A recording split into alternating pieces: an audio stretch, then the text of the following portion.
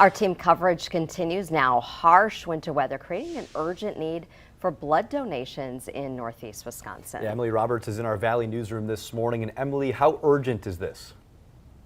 Tammy Emerson, there's a critical need for all blood types as temperatures drop. The Community Blood Center wants everyone able to donate to schedule an appointment right now. The Community Blood Center says recent snowstorms already led to more than 75 missed appointments at blood centers and canceled multiple mobile blood drives. The center's public relations and community engagement specialist says she expects more cancellations and no-shows in this bitter cold. This just days after the American Red Cross says it's seeing the lowest number of people giving blood in the last 2 decades. Patients continue to need blood transfusions even in this weather.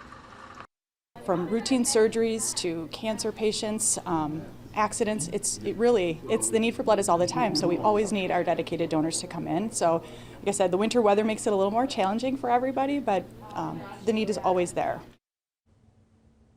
Blood donor centers are open no matter what it looks like or feels like outside, so they want you to come in if you can. And for more information, you can head to wbay.com/links. Tammy Emerson.